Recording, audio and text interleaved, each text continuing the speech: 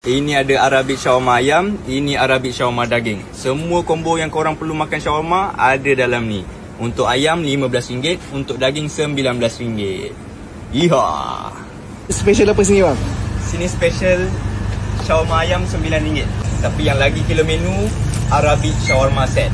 Untuk ayam RM15, untuk daging RM19. Nak tengok? Bagi saya yang Arabic shawarma, satu ayam, satu daging.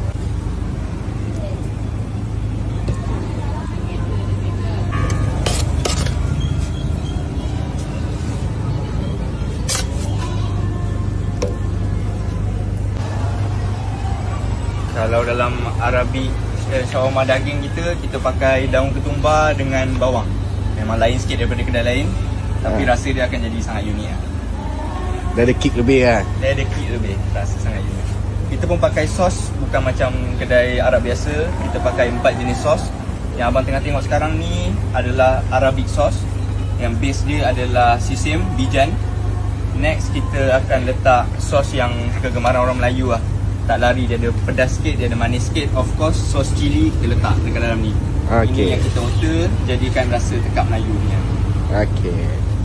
Ini jus delima, dia mahal sikit tapi dia akan tambah rasa masam dan jadikan shawarma dia makin unik lah.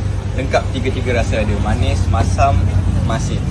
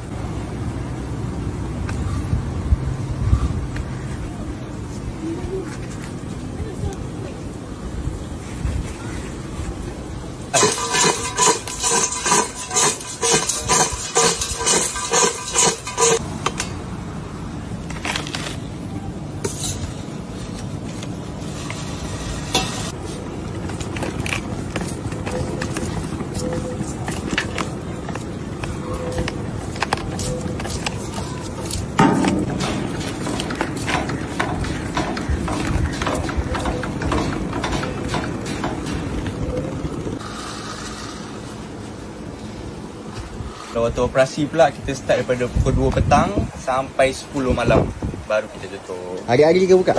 Hari Ahad je kita cuti, selain daripada tu kita buka, jemput datang. Ni kat mana bang? Kedai bang? Dekat Kampung Melayu Kangkapulai, berhadapan dengan Sekolah Agama Kangkapulai. Sampai